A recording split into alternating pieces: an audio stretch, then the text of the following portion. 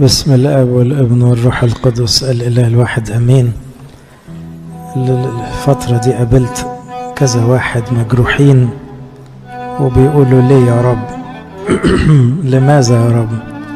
فعاوز اكلمكم عن بعض التساؤلات اللي احيانا الواحد لا يجد لها اجابه شافيه. ممكن الواحد ما يريحش اللي قصاده باجابه مقنعه. ليه يا رب؟ زي موقف أيوب اللي معانا طول الصوم. أيوب واحد من النبوات الأساسية تقريبا كل أيام الصوم، ومعانا في أسبوع الآلام. والسؤال الأساسي في أيوب كله ليه يا رب؟ ليه عملت فيا كده؟ ومحدش عارف يجاوب. فين لما ربنا جاوب وريحه؟ وطبعا ريحه في السماء دلوقتي والإجابة خلصت. تعالوا أقول لكم عينة من الأسئلة اللي أحيانا لا تجد لها حل أو إجابة مقنعة. ليه يا رب ما منعتش ابنك الضال من الخروج من البيت؟ ساعات يجي لي شخص يقول لي إذا كان ربنا بيحبني كان المفروض يمنعني من الشر، ليه سابني أبهدل نفسي؟ طب يا حبيبي إحنا بنقول ربنا بيدينا حرية. يقول لي لا أنا لو أب مش هسيب ابني يعمل في روحه كده. أبقى مش عارف أجاوب، مش عارف أجاوبك. لو ربنا منعنا نزعل منه، ولو سابنا بنزعل منه برضه ونقول له سبتني ليه؟ وبعدين يقول لي طيب وبعد ما ضاع ما طلعش يجيبه ليه؟ مش كان يجري وراه؟ يا حبيبي ما كانش هيسمع له، لأنه كان لسه مقتنع باللي بيعمله، وأبوه اداله كل الحب. برضه أنا مش بقول بجاوب دلوقتي، لأن أنا بقول لكم الإجابات ما بتريحش. أنا دلوقتي بعترف لكم إن في أسئلة ليست إجابتها شافية ولا مريحة، بس هنشوف هنوصل لإيه. قصة السامرية، ليه يا رب ست زي كده عطشانة ليك لغاية ما اتبهدلت؟ طب ما كنت رحت لها قبل كده، كنت زرتها من قبلها من كام سنة قبل ما تكون اتجوزت نمرة 5، وبعدين عايشة مع 6 من غير جواز. طب ما هو يعني كنا من أول واحد بعد ما اتبهدلت مع أول راجل وهي عطشانة حب واحترام. كنت رحت لها قلت لها سيبك من السكة دي، تعالي اشتغلي معايا في خدمة الخلاص وعيشي كده بتول نقية زي ما كملت السامرية. طب ليه يا رب؟ ليه سبتها تتبهدل البهدلة دي كلها وتتمرر ده كله؟ سؤال كمان، ليه يا رب سبت المخلع 38 سنة؟ يعني مش كفاية عليه سنة؟ طب 2، طب 5. جاي له بعد 38 سنة بعد ما عجز عشان يقف على رجليه ويعيش تاني. صحيح كتر ألف خيرك، بس برضو مش قادر أمنع نفسي من السؤال، ليه يا رب ما رحتلوش بدري عن كده؟ ليه ما اديتوش حياة حلوة قبل ما يعجز ويبقى فين لما هيمشي على رجليه وتلاقيه عدى 60 دلوقتي؟ طيب إذا كان ده يا رب مرتبط باللي عمله، أنت قلت له لا تعود تخطئ أيضا لئلا يكون لك أشر. طب هو كل واحد كان شرير وصل للحالة دي؟ ليه يا رب عندك ناس بتشد عليهم قوي وناس تانية أنت بتفوت لهم؟ ليه ساعات بنلاقيك واحد بيغلط يتأدب تأديب شديد قوي ونفس الغلطة ونلاقيك ما عملتش حاجة؟ برضو الواحد مش فاهمك يا رب. طب ليه يا رب سبت المولود أعمى لغاية ما اكتمل سنه وبقى قد 40 سنة مثلا؟ مش كان أحلى لما يفتح وهو طفل؟ يجوز أبوه وأمه ترجوك وتمنوا منك تعمل معجزة في أول كام سنة. ليه سبته لما كبر؟ وليه سبته لما المجتمع اتعود عليه وبقى شحات وبقى بيسمع كل يوم كلمتين بايخين، هو اللي غلطان ولا أهله اللي غلطانين؟ ليه سبته يتعذب العذاب ده كله وانت محب للبشر؟ إذا كنت جاي تتعذب بدلنا سايبنا للعذاب ليه؟ طب كنت وفرت العذاب ده كله. إذا كانت معجزة بمعجزة كانت حصلت بدري عن كده. طيب سؤال كمان، كل ده عدى علينا في الصيام لو واخدين بالكم. ليه يا رب لعذر بقى السبت الجاي؟ ليه ما لحقتش لعذر في مرضه؟ ده السؤال اللي البنتين سألوه بحرقة. لو كنت ها هنا لم يمت أخي. ليه تأخرت؟ في أغلى من لعازر عندك؟ لعازر حبيبك وبعتنا لك وقلنا لك وما تقدرش تقول معرفش. وبعدين ده انت بتعمل معجزات للغريب، يبقى البيت اللي بيضيفك وتعيش فيه وتاكل منه وحبايبك اللي ملهمش غيرك تسيبنا في المرار ده؟ ليه ما جيتش؟ ليه تأخرت؟ طيب سؤال تاني، يا رب إذا كنت أقمت العازر، كام مريم ومرسى اتمنوا إنك تقوم ميتهم، اشمعنى العازر قام وفي ملايين من العازر ماتوا ما قاموش؟ ومحب على ناسهم لو كنت تيجي تقومه بعد رابع يوم ولا بعد أول يوم. أي حد بيفقد شخص غالي بيبقى نفسه يا سلام يا رب لو تيجي دلوقتي وتقيم لعازر انت كمان. ما بيحصلش. طب اشمعنى لعازر؟ طب ليه ما بتكررش كده مع كل الناس؟ ليه يا رب؟ ليه سبت أيوب يعاني كل العذاب ده؟ أيوب انت شهدت له وقلت راجل صالح وبار ومفيش في الدنيا زيه وبيخافني وبيحبني.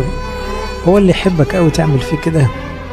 مش كفاية طيب خسر فلوسه؟ طب خسر فلوسه كفاية، يخسر كمان عياله، صعب قوي كمان. ومش عياله بس، يخسر كمان صحته. ليه ده كله؟ دي أي علقة من دول تظبط 100 واحد. هو يعني لازم العلق ورا بعض كده؟ ما سبتلوش ولا حاجة خالص. ليه كمية العذاب دي؟ ما كانش فيه. طب لو قلت لنا يا رب أنا بشفيه من كبريائه زي ما عرفنا كده، من كبريائه بره الذاتي ده، طب ما فيش طريقة تانية يا رب؟ ده أنت حلال المشاكل، ده أنت إله العجائب. ما فيش طريقة أخف وأسهل من النار اللي دخل فيها دي. كأننا بسأل ربنا بقول له ليه يا رب بتسيب حبايبك يحبطوا فيك؟ بصعب عليا صدقوني لما يجي لي شاب كده يقول لي زعلان من ربنا، زعلان ومش عاوز أصالحه، وافضل أنا حايله صدقني ربنا حلو يا ابني، صدقني ربنا بيحبك. يفضل بقى يقول لي الأسئلة اللي مش بعرف أرد عليه. ولو بيحبني ما سمعليش ليه؟ قول لي إيه غلط في طلبي عشان ما يسمعليش؟ ده أنا مش بطلب حاجة زيادة، ده أنا بطلب ما تظلمش. أو بنت تقول ده أنا بطلب أتجوز واحد في خوف ربنا، ليه ما يدينيش عريس من إيده؟ أو واحدة تقول لي ده أنا بطلب شفاء لبنتي أو شفاء لابني، إيه الغلط اللي في الطلب؟ ليه أحبط مع كل الصلاة دي؟ ليه ما بيردش عليا؟ ليه وأنا عارفة أنه إله معجزات وعارفة أنه بيرد على ناس كتير وهو رد عليا قبل كده؟ أنت رب وعدت وقلت لا يخزى منتظروك. طب أنا يا رب مش عارفة أقول لك إيه رأيك بقى أن أنا منتظروك وأحيانا بأخزى؟ مش قادر أفهم بقى الآية دي. أنت بتقول ما بتكسفش اللي بيستناك، طب أعمل إيه أنا مع الناس اللي حاسين إنك كسفهم؟ ليه يا رب بتسيب الشك يغلب عيالك؟ طيب في واحد أنت عارف إن مستوى الروحي قد كده، ساعات يا رب أحس إنك أنت بتجربه فوق طاقته، يعني الضغط حصل له ده فوق طاقته في نظري على الأقل كإنسان. طب أنت بتخليه يدخل في الشك، طب أنت بتكره الشك وصعب عليك لما توما شك وحيلته عشان ما يشكش. لكن في ناس بتقع في الشك لأنها بتطلب الصح ما بتلاقيهوش، وبتصرخ إليك وما بتشوفكش، وبتتذل ومش طايلاك، وبعدين نرجع احنا في الكنيسة نقول لها ربنا بيحبكم ما يصدقوناش. ليه يا رب واحد من اللي بيحبوك وبيحبوك بجد يصرخ في يوم من الأيام ويقول لك إلى متى يا رب تنساني كل النسيان؟ إزاي واحد من أقرب الناس ليك يوصل للشعور ده يقول لك إلى متى تنساني كل النسيان؟ الإجابة الوحيدة الحقيقة اللي عرفت أفكر فيها هي كلمة هنسمعها في الأسبوع ده، هي كلمة ليس بعد أو ليس الآن. زي ما قالها البطرس لست تفهم إيه بعد ما أنا أصنع. ربنا إجابته الوحيدة عن الأسئلة الصعبة دي بكرة يا ابني، بكرة تفهم. طب أنا زعلان منك النهاردة ولو، طب أنا مخصمك برضو معلش، طب أنا مش همشي معاك هجيبك بس مش هقولك دلوقتي، مش هعرف أقولك، مش هتفهمني. لو حبيت أحكي لك مش هتفهمني. عاوز أحكي لك من أول التاريخ لآخره عشان أقولك ليه بيحصل كده. عاوز أفهمك إيه اللي جواك قبل اللي براك عشان تفهمني. عاوز اوريك امور كتيرة غايبة عليك يمكن تفهمني. فانا مش في الاخر هلاقي نفسي مهما قلت مش هتفهمني، فبسكت واقول بكرة يفهمني، بكرة يعرف ان اللي بعمله ده ليه مش عليه.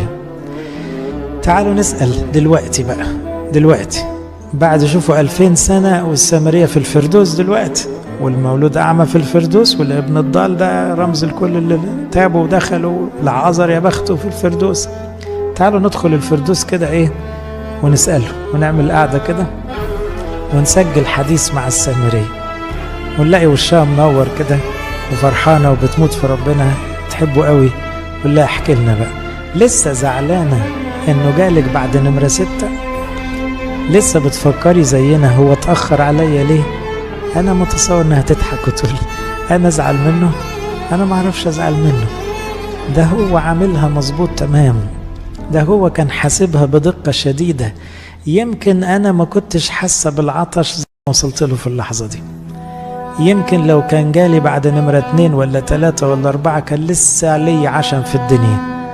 هتقول لنا لا لا لا، هو حساباته طلعت مظبوطة تمام، انتوا مش فاهمين حاجة، انتوا اللي على الارض بتفتكروه بيتأخر، هو ما بيتأخرش ابدا.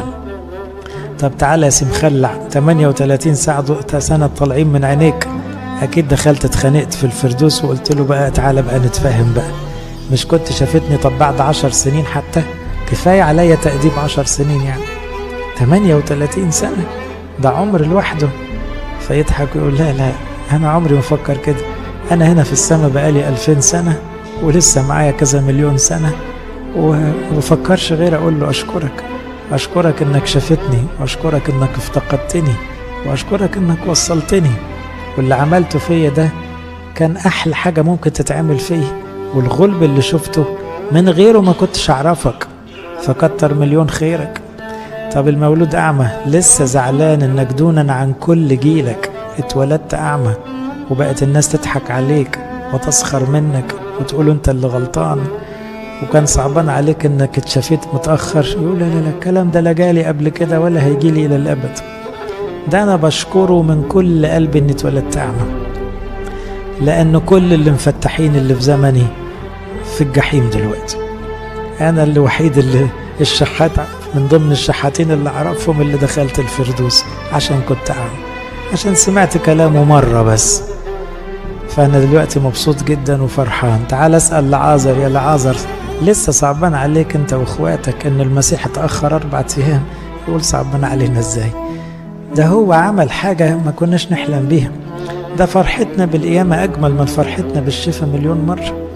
ده احنا حياتنا بعد كده اختلفت كتير قوي، يمكن لو كان خف من مرض ما كناش عشنا العيشة اللي عشناها ولا كرزنا الكرازة اللي كرزناها. يا أيوب وانت بقى أكتر واحد اتبهدلت، ندخل لك الفردوس ونعمل معاك حوار. لسه زعلان يا أيوب انه خد كل عيالك مرة واحدة؟ يقول أبدا، عيالي هم حواليا كلهم، 7 اللي قبل التجربة وال7 اللي بعد التجربة، بقى معايا 14 في الفردوس قاعدين مع بعض إلى نهاية الدهور، وفرحانين بربنا وفرحانين ببعض.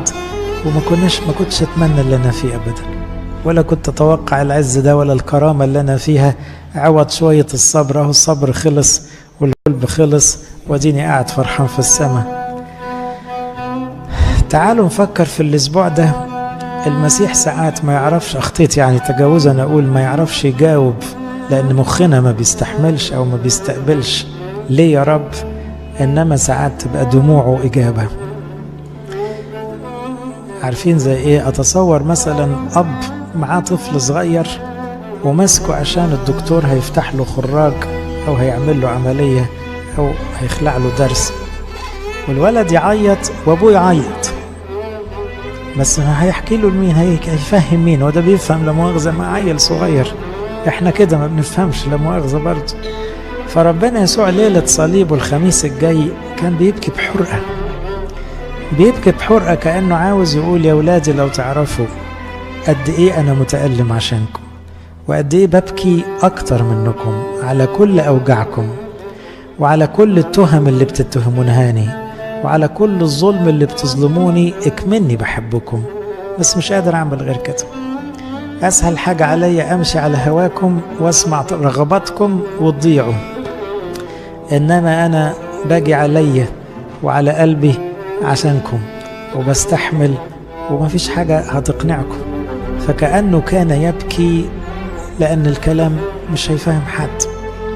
فالمسيح كان منفجر في البكاء ليلة صليبه، لأنه عاوز يقول مين فاهم أنا بعمل إيه، مين دريان بالحب اللي بيحركني تجاه كل البشر بما فيهم أسوأ البشر، مين عارف أن كل واحد في البشر خد رحلة حياة محسوبة بدقة شديدة لعله يصل إلى السماء، واللي منهم بس تجاوب شوية أنا كملت ودخلت السماء، لم يهلك إلا الرافضين على طول الخط. لكن كان المسيح بيبكي، ابتدأ يدهش ويكتئب. يدهش دي يعني إيه؟ يبكي بحرقة وبصوت وبدموع وبانفعالات عالية جدا، وعشان كده مرضاش يوجع قلب تلاميذه، انفصل عنهم نحو رمية حجر. يعني يا رب انت بتبكي عشان نفهم؟ عاوز يقول انا مش عارف اقنعكم، بس لعل دموعي تقنعكم، لعل بكائي تفهموا منه ان انا بحبكم وان انا مش قاسي، وان انا لما ما سمعتش صلواتكم ما كانش ده ليا، ده كان ليكم، وان انا لما شديت عليكم كان عشان تتلموا معايا في السماء.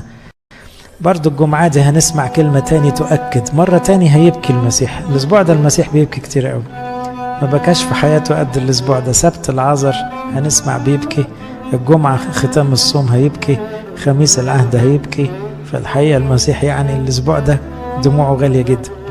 في ختام الصوم هيبكي على أورشليم، يقول لها يا أورشليم يا أورشليم كم مرة أردت، وبيبكي بدموع شديدة. ليه؟ لأن دي مش أورشليم بس بقى، ده كل البشر عبر كل العصور، كل واحد بدون استثناء باسمه. كم مرة يا حبيبي حاولت ألمك في حضني وانت عمال ترفص وتقاوح ومصر على اللي انت فيه، فبعمل ايه تاني؟ لم يبقى عندي إلا الدموع قدام حريتك واختيارك، وعندك أنا ما عادش عندي غير دموع أعملها لك. يمكن دموعي تثبت لك إني لسه بحبك، وإن أنا ما قصدتش أبدا أضايقك ولا أتعبك. كم من بشر ظلموك يا رب واتهموك بالأسوأ، يا رب أنت بتبكي معاهم ولا بتبكي عشانهم ولا بتبكي بسببهم؟ غير دموع جسماني في كمان بقى آلام الصليب نفسه، لأنه في آية جميلة كده يقولها صفانيا، يقول يسكت في محبته أو يسكت في محبته. يعني ربنا لما لقى الكلام مهما قال بحبكم ما بنفهمش، وبنقعد نقراها. إذا كنت بتحبني تسمع كلام وتريحني وتشفيني وتجيب لي فلوس وتجوز البنت وتعمل، مش راضيين نفهم غير بطريقتنا، فبنتخانق ونزعل. يسكت لأننا ما بنفهمش بالساهل، ويسكتنا بمحبته. ازاي؟ يطلع الصليب ويتسمر والشوك في راسه والوجع فوق احتمال اي بشر، ويصمت ويقول ها بعد المنظر ده لسه شاكين ان انا بحبكم؟ لسه بتقولوا لي بما انك ما استجبتش في الطلب ده يبقى مش بتحبنا؟ طب والصليب؟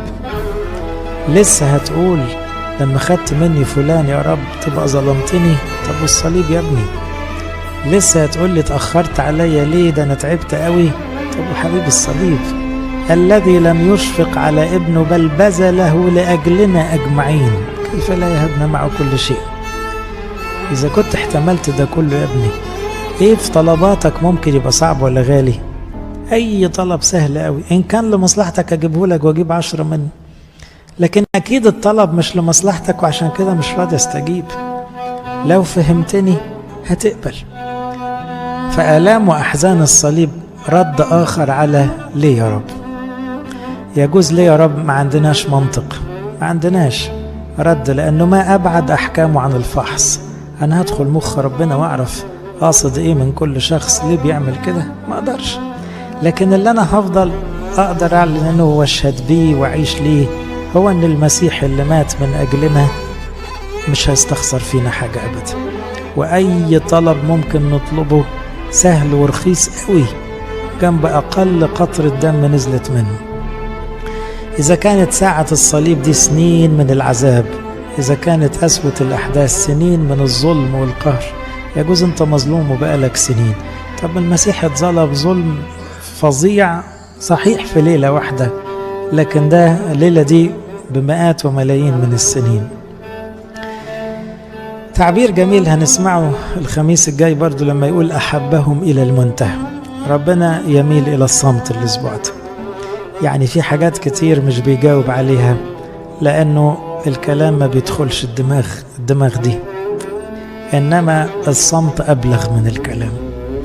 دموع جسيماني أبلغ من الكلام، آلام الصليب أبلغ من أي كلام، فسكت. حتى وقت المحاكمة كانوا يقولوا له أنت ما بتتكلمش ليه؟ خلاص، إذا كان ربنا له المجد بيحاكم يقول إيه؟ الله يحاكم مش يحكم ولا يدين، ده بيحاكم كمجرم. ففي ايه كلام يتقال؟ لازم يكمل في صمت لغاية يوم القيامة. يقول هكذا أحب الله العالم حتى بذل ابنه الوحيد كي لا يهلك كل من يؤمن به بل تكون له الحياة الأبدية. هكذا يعني خلاص مفيش حاجة تاني تتقال بعد البذل ده، مفيش حب أعظم من كده. ليس لأحد حب أعظم من هذا أن يضع أحد نفسه لأجل أحبه. عشان نكمل الصورة، ربنا لما نقول له ليه يا رب، أي سؤال يبتدي بليه في شكوى كده يشاور لنا يقول لنا ايه؟ بصوا قدام شوية، بصوا بعد الصليب، بصوا بعد الأسبوع ده. بعد الأسبوع ده في فرح لا ينطق به، في أبدية وسعادة لا تتخيلوها. أنتم ستبكون وتنوحون والعالم يفرح، لكن حزنكم يتحول إلى فرح. فأنت زعلان، أيوة يا ابني، ما ده زمان الزعل، دي أرض الأحزان. طب نعمل إيه؟ طيب ده طريق ضيق، ده باب ضيق، في العالم سيكون لكم ضيق، مش هينفع نغير طبيعة الأرض. على وعد في الأبدية في فرح ما بيخلص. فحبيبي لو ما كنتش قادر تطلع من حزنك هنا، توقع الفرح الأبدي، عيش على رجاء الفرح الأبدي. اتصبر على اليومين دول وقول هانت برضو كلها كم يوم ونخلص ونفرح إلى الأبد. يقول أنتم عندكم الآن حزن ولكني سأراكم أيضا فتفرح قلوبكم ولا ينزع أحد فرحكم منكم. يبقى على هذا الرجاء نقول للمولود أعمى يا سيدي حتى 40 سنة من العمى بكرة تفرح والفرحة ما تروحش. يا سامرية شوية ذل لكن بكرة تفرحي ومش هتروح أبدا الفرح. يا مخلع اتحبست في جسمك 38 سنة بكرة تفرح وتجري وتلاقي فرحتك ما بتخلص. يا لعازر يا مريم يا مرسى اتزلتوا كم يوم واتقهرتوا كم يوم، بصوا بكرة بقى ما بيخلص في فرح لا ينطق به. يقول في ذلك اليوم لا تسألونني شيئا. أول مرة فكر فيها بالطريقة دي. احنا سؤال ليه يا رب هنفضل نقوله طول ما احنا عايشين، لكن بعد ما نسيب الدنيا دي ونشوف بقى الفرح بتاع الفردوس والنعيم الأبدي، في ذلك اليوم لا تسألونني شيئا. ليه؟ كل الأسئلة اتحلت.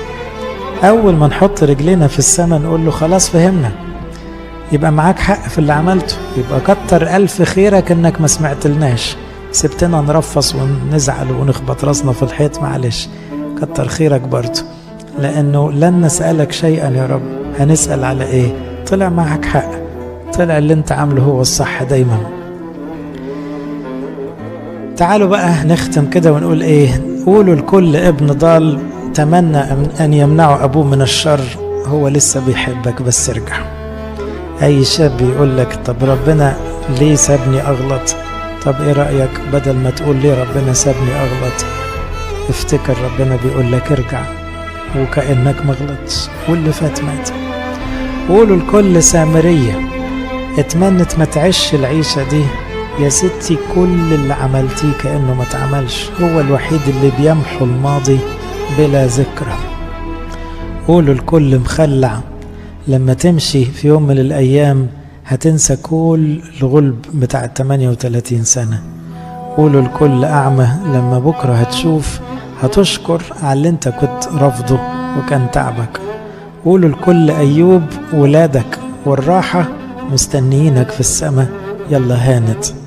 قولوا لكل أحباء لعازر هيقوم، لازم يقوم، لأننا هنشوفه ومش حدش فينا هيموت بعد كده.